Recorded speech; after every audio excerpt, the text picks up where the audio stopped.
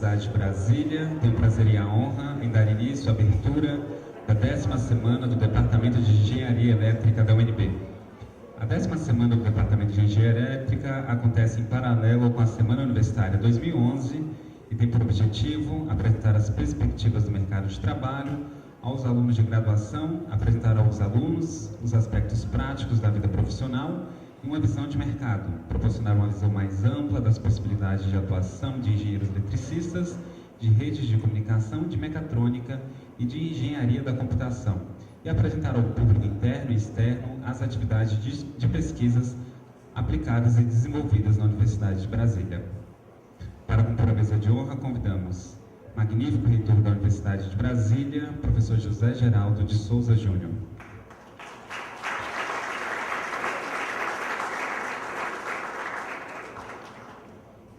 Magnífico reitor da Universidade Corporativa da Telebrás, professor Eduardo Henrique Cappi.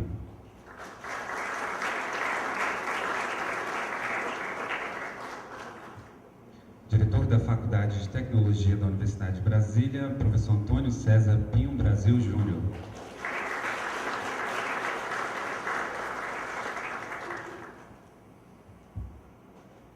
Excelentíssimo senhor senador Rodrigo Hollenberg, presidente da Comissão de Meio Ambiente, Defesa do Consumidor e Fiscalização e Controle do Senado Federal.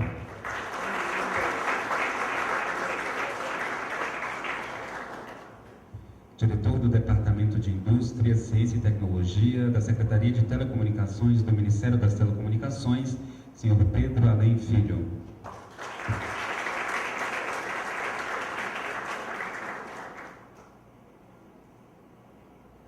Coordenador-geral de Microeletrônica do Ministério da Ciência, Tecnologia e Inovação, senhor Henrique de Oliveira Miguel.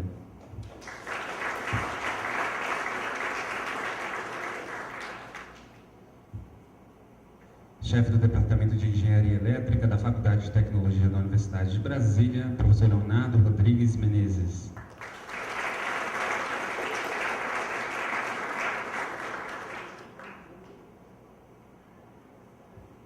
Coordenador da 10ª semana do Departamento de Engenharia Elétrica da UNB, professor Anderson Cleiton Alves Nascimento.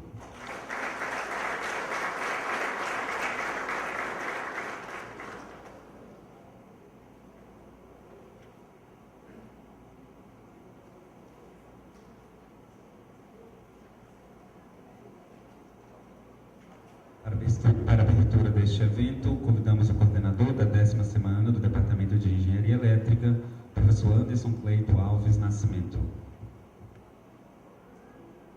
Senhores, a Semana de Engenharia Elétrica nasceu como Semana de Informática em 1983 e vem se realizando regularmente a cada 2 anos, sendo que em 1992 mudou seu nome para o atual nome Semana de Engenharia Elétrica.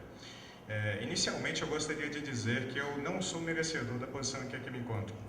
Eu, apesar de estar figurando aqui como coordenador da comissão que organizou a Semana de Engenharia Elétrica, de fato, senhores, eu não fiz nada.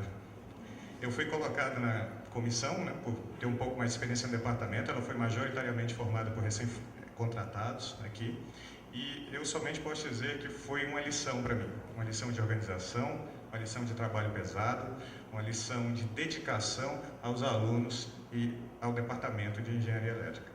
Eu gostaria de ressaltar algumas características que eu creio que são únicas dessa semana. Inicialmente, o trabalho da comissão para angariar os fundos necessários para a realização. Nós recebemos apoio da FAPDF, que gostaria de agradecer, nós recebemos apoio da Transpetro, da Eletronorte, da Autotrac, e todo esse apoio possibilitou, por exemplo, que dos 7 palestrantes dessa semana, 5 são internacionais. São professores e pesquisadores da indústria oriundos da Alemanha, dos Estados Unidos, da Rússia, da Finlândia, bem como 2 palestrantes nacionais. Adicionalmente, todos os eventos da semana vão ser filmados e disponibilizados na internet. Outro aspecto que eu gostaria de ressaltar, já comentei brevemente, é que 7 dos 8 professores que compõem a comissão são recém-contratados. E, senhores, eu posso dizer que eu nunca vi tanto trabalho de maneira tão dedicada, de maneira tão intensa.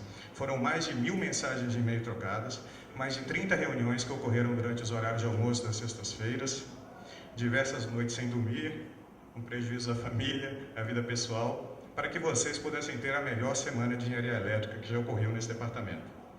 Então, senhores, em nome da comissão, eu gostaria de agradecer o trabalho realizado e esperar que vocês tenham uma semana muito proveitosa. Muito obrigado.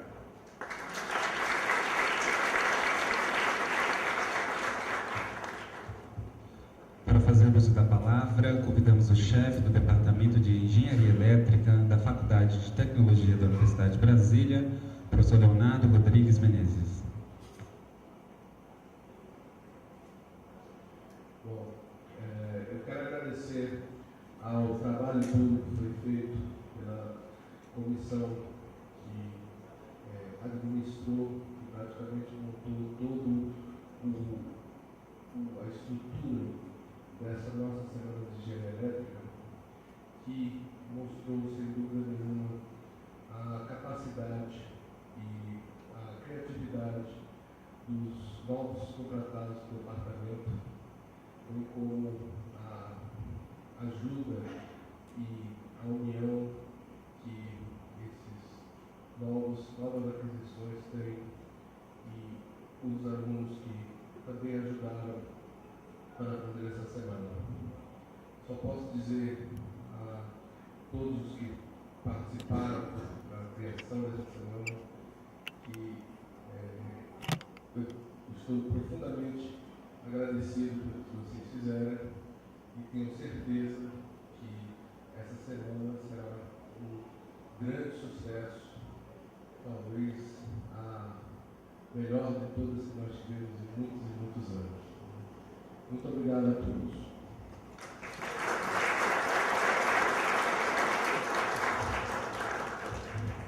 Para fazer uso da palavra, convidamos o diretor da Faculdade de Tecnologia da Universidade de Brasília, professor Antônio César Pinho Brasil Júnior. Bom dia a todos e a todas.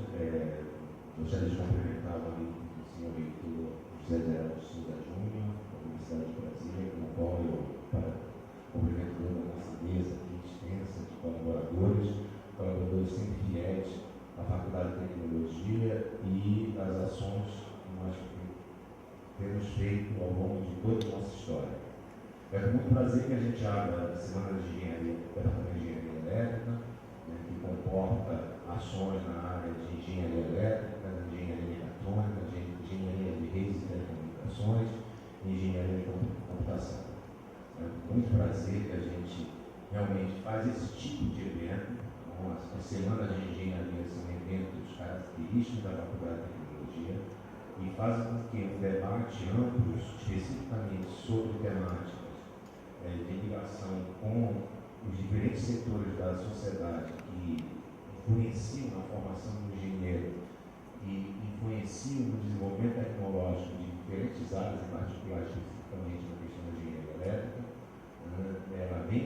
elas são abertas as portas à Universidade do Brasil no sentido de proporcionar esse contato com alunos de graduação e pós-graduação, com professores, pesquisadores e com toda a comunidade em geral da Universidade do Brasil. É com muito orgulho que a Faculdade de Tecnologia, dentro dos seus eventos, tem um evento que já dura 20 anos, isso é muito importante para a gente.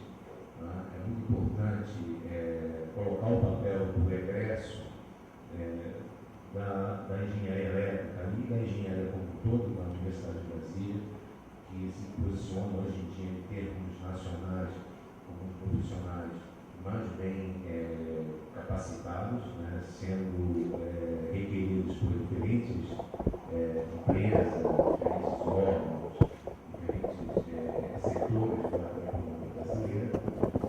E eu acho que isso aí faz parte de um trabalho que vem desde a década de 60, mas em particular desde 1965, no qual nosso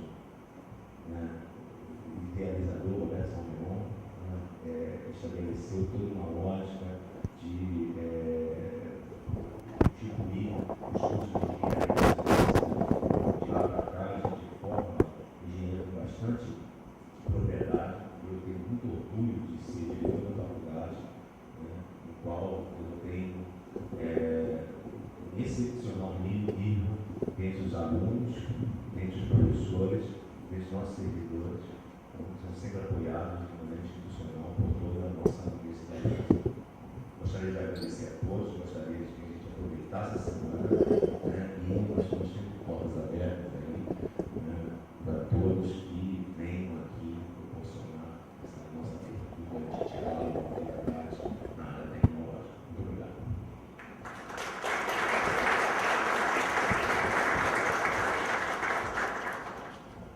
ouvimos o pronunciamento do magnífico reitor da Universidade de Brasília, professor José Geraldo de Souza Júnior.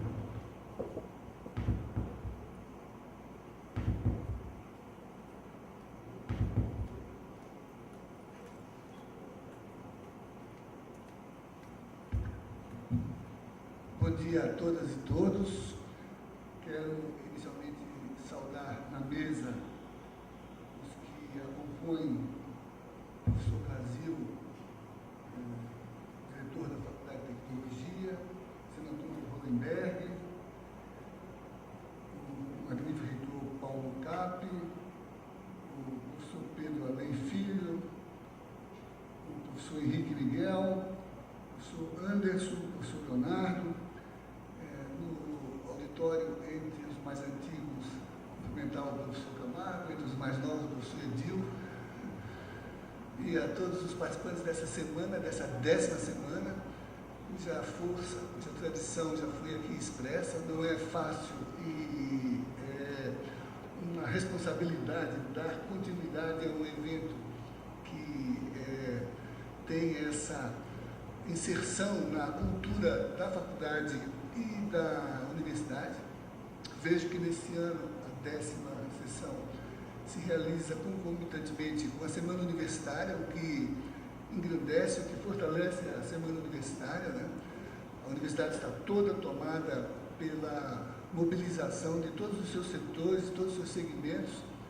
São mais de 12 mil inscritos para os eventos da semana, que celebra os 90 anos de Paulo Freire, e essa expressão de educador, né, que, aliás, foi membro do Conselho Diretor da Fundação Universidade de Brasília, e que, durante a semana, entre as várias atividades que se relacionam com a sua própria trajetória, incluindo a outorga post-mortem do título de doutor honoris causa pela Universidade de Brasília, da medida desse momento reinaugural da própria universidade, porque ela está às vésperas do seu 50º.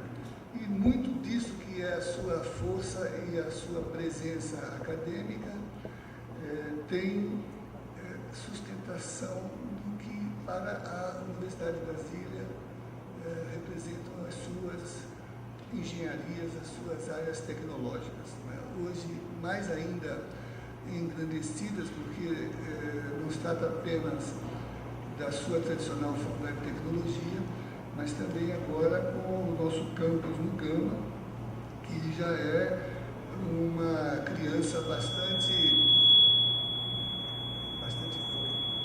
forte. Isso deve ser algum experimento aqui da eletrônica.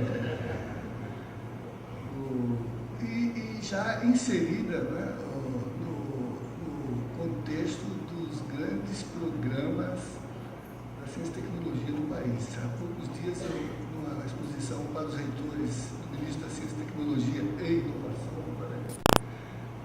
o ministro Mercadante se referia às várias expressões, né, dos projetos principais que o Ministério está apoiando, e um deles era exatamente lá na nossa faculdade do Gama.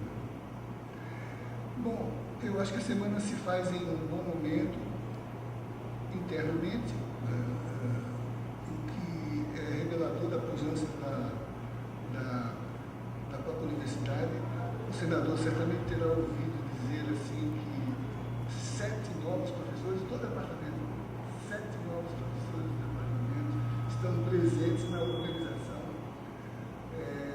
De fato é isso. Nos últimos 4, 5 anos, nós dobramos o número de professores na universidade, o número de alunos, mais que dobramos, o número de servidores, de cursos, programas.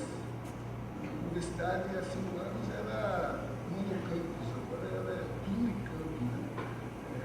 E isso representa muito para o Distrito Federal e para o país. E as engenharias hoje estão na linha de frente do grande impulso, e a expectativa de desenvolvimento está mobilizando, né? as áreas estratégicas que têm servido de base para os grandes programas têm nas engenharias um centro importante. O programa Ciência Sem Fronteiras tem como grupo estratégico a área tecnológica e, notadamente, as engenharias. Já vi aqui que as primeiras bolsas lançadas começam a se apresentarem os estudantes do programa aqui da Faculdade de Tecnologia. Espero que vocês estejam atentos a isso e os eletrônicos, os informáticos, os elétricos aqui se mobilizem para isso. Né? O horizonte de emergência do país está apoiado na expectativa da contribuição dessas áreas. Né? Espero que essa semana revele desses horizontes, mostre o quanto é possível orientar a atuação para essa perspectiva.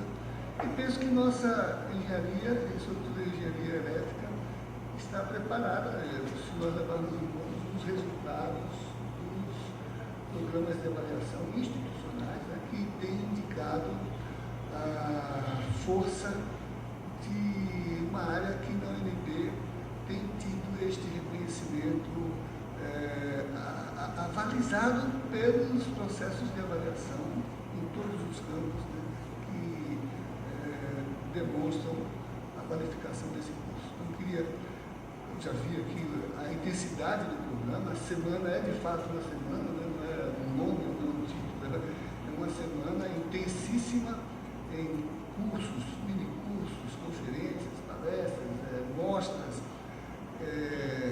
e penso que o que aqui se estabeleça de interlocução, né, venha a contribuir para que as próximas semanas dos anos vindouros, né, continue a projetar a nossa escola.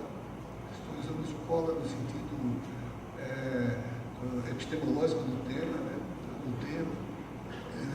nos anos vindouros. Então, desejo a todos que essa semana seja não mais uma, né, mas um balizamento daquilo que penso hoje, a exigência de uma grande virada acadêmica do ponto de vista da contribuição da ciência, da tecnologia e das engenharias nesse processo. Muito obrigado, boa semana a todos.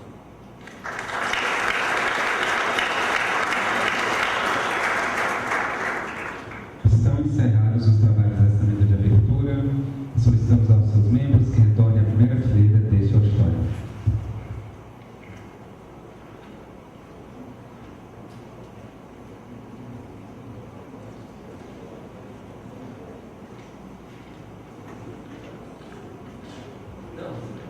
Convidamos agora o senador Rodrigo Hollenberg para proferir a palestra Desafios da Ciência e Tecnologia no Brasil. Rodrigo Hollenberg é formado em História pela Universidade de Brasília, filiado desde 1985 ao PSB. Em 1994 disputou a eleição para deputado distrital e alcançou a primeira suplência.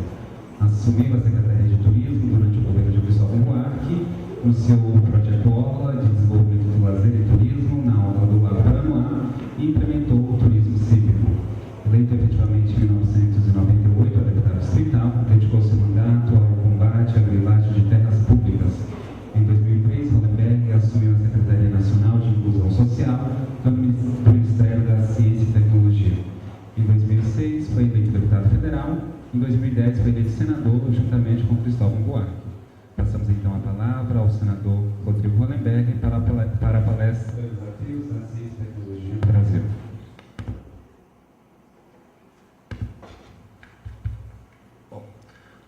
Bom dia a todos.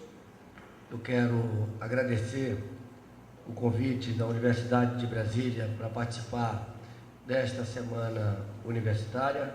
Quero registrar que me sinto muito honrado de estar de volta à Universidade de Brasília, a universidade pela qual me formei e pela qual tenho tanto apreço e reconheço como um instrumento estratégico para o desenvolvimento não apenas do Distrito Federal, mas de toda a nossa região. Quero cumprimentar os professores, de forma muito especial os alunos que participam dessa semana universitária, dessa semana da engenharia elétrica, especificamente.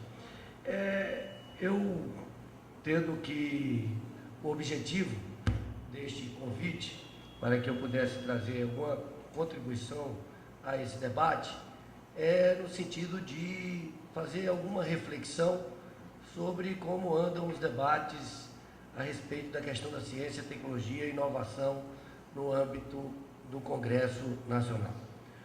O fato é que, efetivamente, o Brasil conseguiu, nos últimos anos, melhorar a sua condição, seja no cenário internacional, seja internamente, em diversos aspectos, embora nós tenhamos ainda imensos desafios a conquistar pela frente. Mas é fato que o Brasil voltou a se desenvolver, a crescer a taxas mais elevadas, conseguiu fazer isso aliando o crescimento econômico com redução das desigualdades sociais e com redução das desigualdades regionais, conseguiu ampliando o acesso ao ensino técnico e ao ensino tecnológico em todo o Brasil, mas muito aquém ainda do que nós precisamos nos desenvolver para competir com outros países que vêm se desenvolvendo do ponto de vista, especialmente, da inovação tecnológica e da incorporação de conhecimento aos seus produtos do que o Brasil. Alguns dos palestrantes, ilustres palestrantes que vão ter a oportunidade de participar deste seminário, poderão trazer sobre esse aspecto até contribuições mais significativas do que a minha. O fato é que no âmbito político, o Brasil precisa construir um ambiente de inovação tecnológica. Nós avançamos muito recentemente com a aprovação pelo Congresso Nacional da Lei de Inovação, uma lei que trouxe efetivamente grandes avanços no marco regulatório da ciência e tecnologia no Brasil, como, por exemplo, ampliando a interação entre as universidades, os institutos de pesquisa e a iniciativa privada, permitindo a presença de doutores dentro das empresas, em parceria com as universidades, buscando produzir invenções, permitindo a criação de empresas de propósito específico, com a participação, com a colaboração das universidades e dos institutos de pesquisa, com o setor privado, mas o fato é que nós avançamos muito pouco. Avançamos muito pouco porque ainda há muitas dúvidas e não há uma cultura de inovação instalada no país. E hoje, especialmente os órgãos de controle, os órgãos de fiscalização e controle, e as próprias áreas vinculadas à advocacia geral da União, no âmbito dos ministérios e das empresas públicas, ainda tem muitas restrições a esse ambiente de inovação e ainda dificulta muito os processos de interação entre universidades, institutos de pesquisa e empresas, e em relação à criação das sociedades, das empresas de propósito específico. Este é o primeiro grande problema e que, constatado pelo Fórum de Secretários Estaduais de Ciência, Tecnologia e Inovação, pela SBPC, pela Academia Brasileira de Ciências, pela Andifes, eles caminharam recentemente ao Congresso Nacional uma proposta de constituição de um Código de Ciência e Tecnologia para o Brasil, reunindo toda a legislação referente à ciência e tecnologia e buscando atualizar essa legislação. O fato é que hoje a nossa legislação ela foca muito mais nos processos formais do que nos resultados práticos das pesquisas. E isso não é assim em todo o mundo.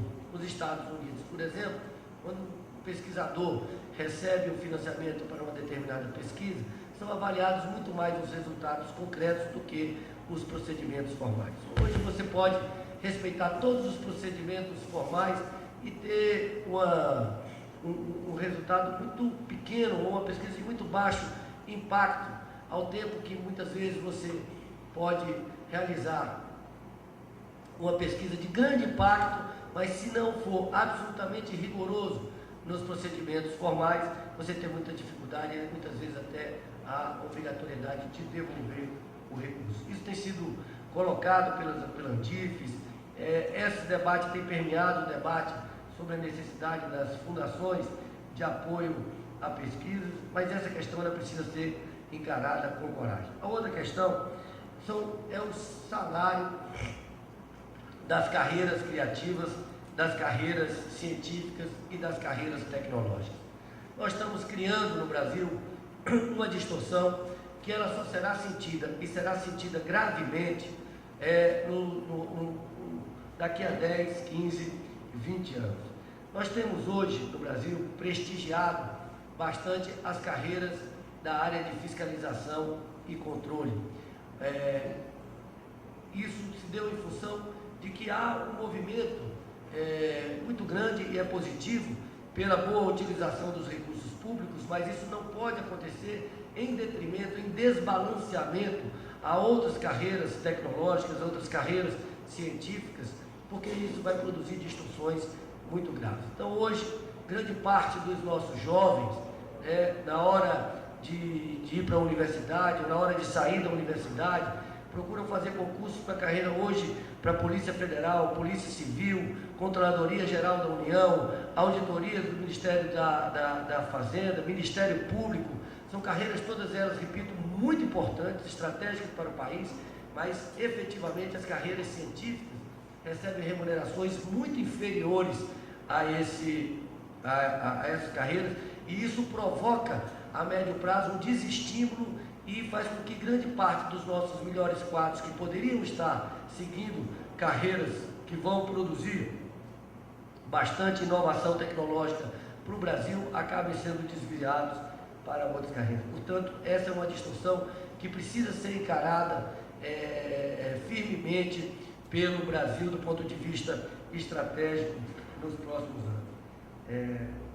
Outra questão é o apoio que se precisa dar de uma forma mais efetiva, mais eficiente, neste ambiente em que se cria uma cultura de inovação para a agregação de valor, de conhecimento à nossa produção. E aí eu vou citar 3 programas que reputo da maior importância, que a Universidade de Brasília, aqui no Distrito Federal, tem um papel fundamental, mas as universidades e os institutos de tecnologia têm em todo o Brasil. O primeiro deles é o programa de incubadora de empresas de base tecnológica. Recentemente fizemos um seminário no Senado Federal, aqui juntamente com o CDT da UNB e Secretarias de Ciência e Tecnologia de todo o Brasil, mostrando a importância de que as universidades atuem mais fortemente com o apoio do governo e também da iniciativa privada na incubação de empresas de base tecnológica. A Universidade de Brasília, através do CDT, tem uma boa experiência sobre isso, mas temos que disseminar isso de uma forma muito maior do que a que ainda temos. A outra são os programas de extensão tecnológica voltados para micro e pequena empresa. Eu tenho convicção que nós podemos fazer uma verdadeira revolução silenciosa, mas uma revolução com resultados muito significativos, se implementarmos programas de extensão tecnológica, que será importante não apenas para as atividades produtivas no Distrito Federal, toda a região, e aí falo um pouco mais do papel da Universidade de Brasília nesse processo, portanto, para o Distrito Federal e para toda essa região geoeconômica do Distrito Federal, mas não apenas para isso, mas também na formação dos nossos estudantes, a oportunidade de, convivendo com essa realidade, também ampliar muito a sua formação, a qualidade da sua formação. Hoje, os programas de extensão tecnológica voltados para micro e pequenas empresas são muito tímidos, e o governo do Distrito Federal, em função de toda essa crise que o governo passou, a sua Fundação de Apoio à Pesquisa e a Secretaria de Ciência e Tecnologia esteve muito distante inclusive perdendo alguns recursos federais através da FINEP que poderiam estar sendo utilizados nesses programas de extensão tecnológica. Outros são programas de parques tecnológicos, fundamental para o compartilhamento de infraestrutura laboratoriais entre as empresas e as universidades, fundamental para implementar um sistema cooperativo de inovação tecnológica, de atração de empreendimentos, atração de empresas de base tecnológica que poderão transformar efetivamente o Distrito Federal no polo irradiador de conhecimento. Eu tenho dito que para o Distrito Federal investir para que se transforme num polo de alta tecnologia, num polo de inovação tecnológica, é uma questão de sobrevivência.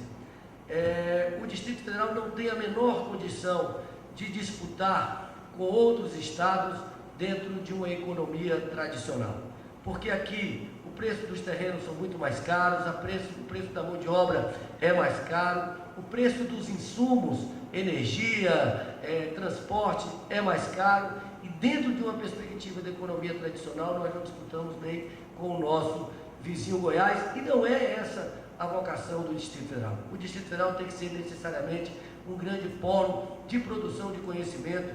Nós temos aqui a maior concentração de doutores por habitante do Brasil, e nós temos que aproveitar essas condições diferenciadas do Distrito Federal.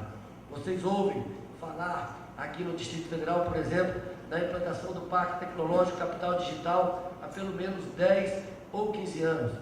Agora, de forma muito tímida, ele começa a ser implementado pela implantação do data center do Banco do Brasil na área. Mas precisamos ser muito mais ousados, e não apenas com este parque tecnológico de tecnologia da informação, mas também como outros parques tecnológicos, como por exemplo o projeto antigo da Universidade de Brasília, que a gente tem procurado ajudar, que é o Parque Tecnológico de Biotecnologia, para uma cidade que tem 5 centros da Embrapa, que tem a Fiocruz, tem a Universidade de Brasília, tem a Universidade Católica, enfim, que são instituições que já trabalham com essa questão da biotecnologia. A necessidade também de se investir numa base educacional poderosa, de investimentos significativos em educação, para que tenhamos uma base maior onde recrutar os talentos, os grandes talentos em inovação tecnológica, os futuros engenheiros, os futuros recursos humanos. E aí eu quero colocar uma questão, na minha opinião, muito grave, que precisa ser tratada pelas universidades. Todos vocês têm que estar conscientes disso, participando desse debate que diz respeito à questão do pré-sal. Essa semana, o Congresso Nacional deve discutir a repartição dos recursos dos royalties do pré-sal, o que gerou uma grande polêmica na legislatura passada, porque foi apresentada uma emenda pelo deputado Ibsen Pinheiro, que simplesmente repartiu igualmente todos os recursos dos royalties do petróleo e tirou boa parte dos recursos da União para fazer esses repasses dos recursos estaduais. O fato é que hoje a divisão desses royalties de petróleo beneficia de forma bastante forte os estados ditos produtores, que são os estados que estão próximos daquelas áreas de produção, especialmente Rio de Janeiro e Espírito Santo, com uma distribuição muito injusta com o restante do país.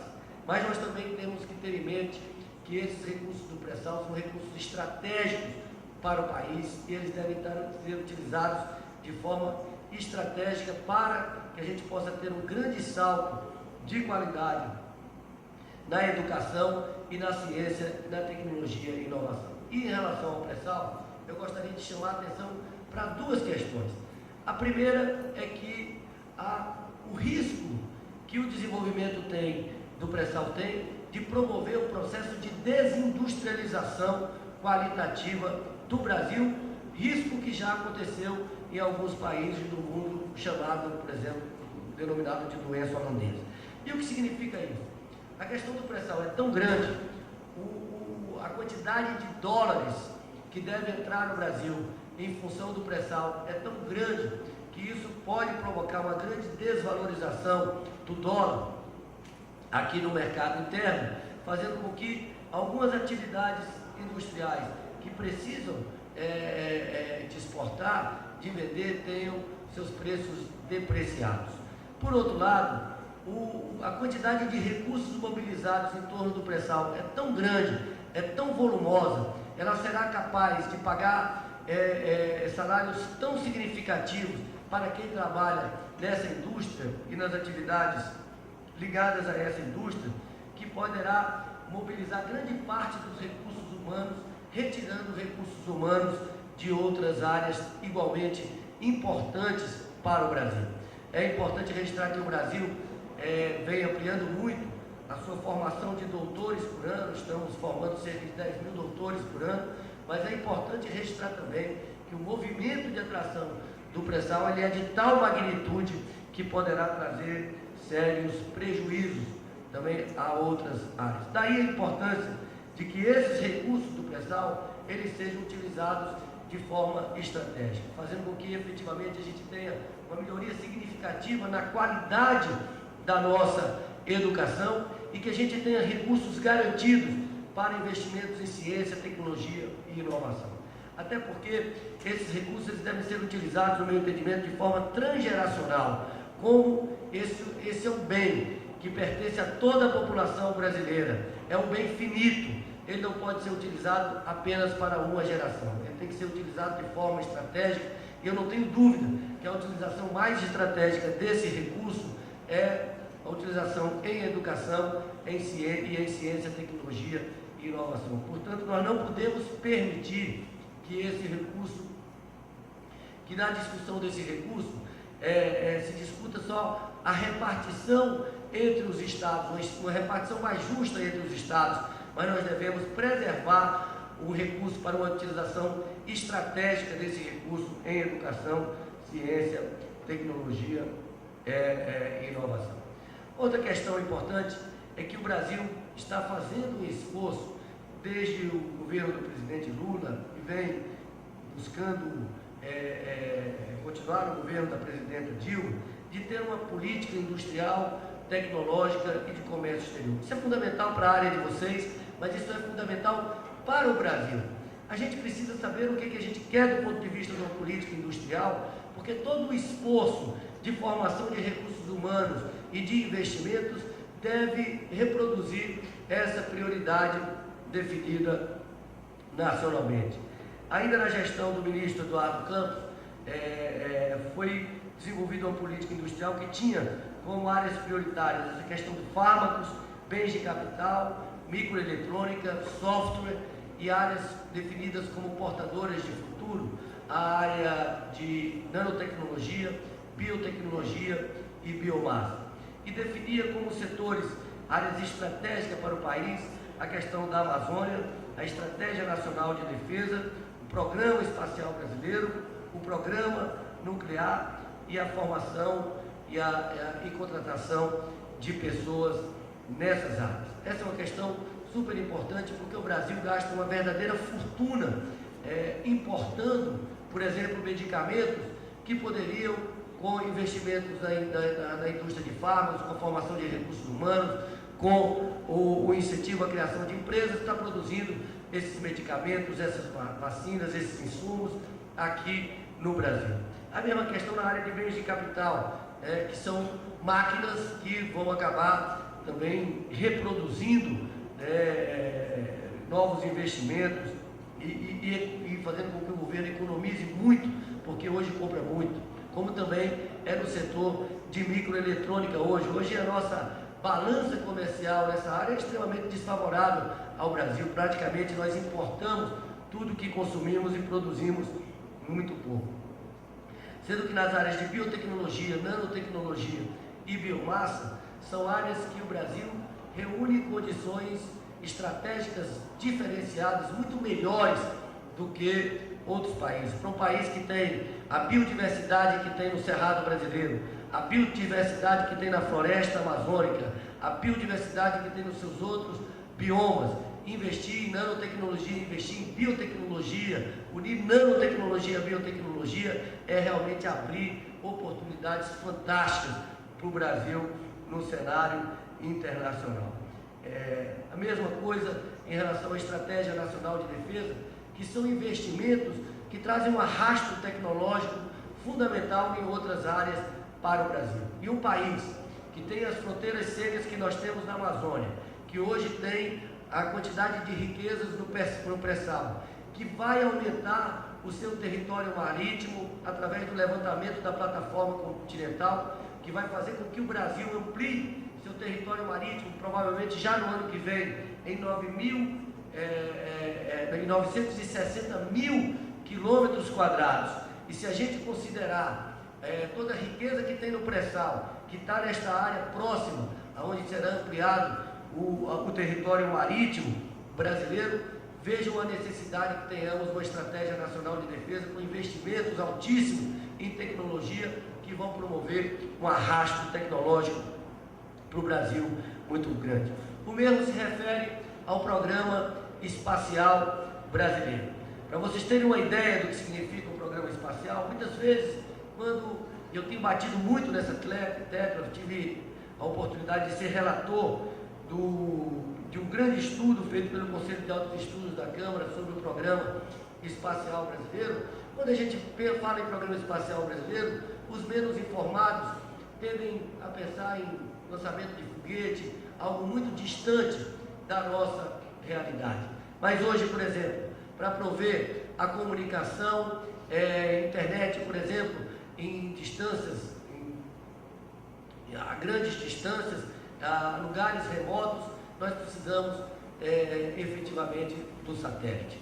Hoje, para a gente controlar o desmatamento na Amazônia, controlar o desmatamento no Cerrado, nós precisamos do programa espacial, precisamos do satélite.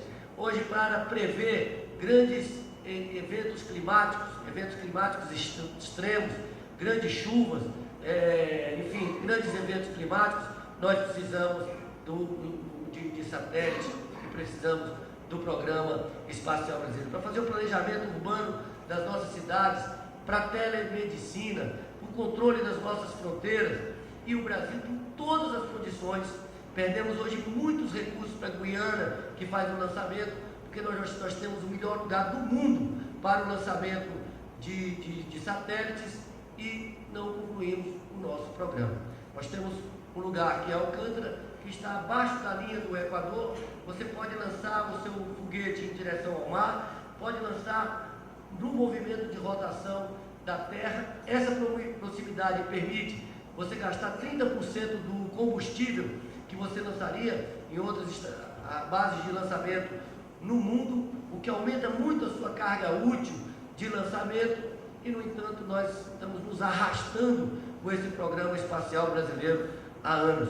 Temos parcerias para a construção de veículos lançadores com a Ucrânia, o Ciclone. Estamos tentando desenvolver o nosso VLS, o veículo lançador de satélites, mas também avançamos muito pouco por falta de determinação política, de definir isso como uma política estratégica de Estado para o Brasil.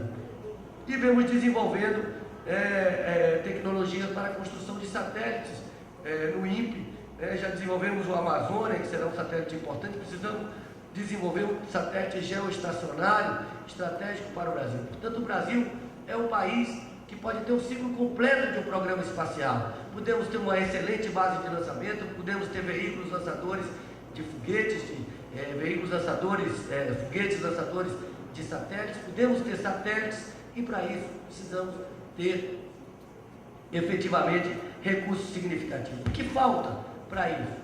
Nós temos muita dificuldade na contratação de mão de obra. As nossas instituições de pesquisa, infelizmente, ainda não têm autonomia universitária. As universidades não têm autonomia para fazer contratação. As universidades enfrentam processos extremamente burocráticos na hora de comprar, na hora de comprar insumos, na hora de comprar seus produtos, na hora de contratar. Uma dificuldade imensa na hora de contratar professores, de contratar técnicos especializados. Está havendo uma pequena renovação dessas instituições estratégicas para o Brasil. Essa renovação ela tem que se dar de forma em que os mais experientes convivam com os mais novos, para que possa repassar grande parte desses conhecimentos, e, portanto, essa é uma questão estratégica, modificar, diferenciar o sistema de compras, o sistema de contratação. A universidade, ela não pode estar afeta a todas as regras da lei de licitações. Ela não concorre, ela não consegue concorrer com universidades concorrentes em outras partes do mundo, que conseguem comprar, conseguem contratar de uma forma muito mais ágil. No processo de grande concorrência internacional em função da inovação, ou nós modificamos os nossos marcos legais, nos adaptamos a esse sistema de concorrência, ou nós vamos ficar para trás. É importante ressaltar que o Brasil, há cerca de 30 anos atrás, nós estávamos ali no mesmo patamar de desenvolvimento tecnológico da Coreia, da Índia, da China, e hoje ficamos muito para trás, muito para trás. Se o Brasil tem uma posição ainda razoável no que se refere à produção científica, nós estamos numa posição muito pior do ponto de vista do desenvolvimento da produção tecnológica, da produção de patentes, e é claro também que todo esse sistema, esse arcabouço legal, arcaico, ultrapassado, contribui muito para reduzir a capacidade de produção de inovação tecnológica no Brasil. E apenas para dar um exemplo da necessidade também de que o governo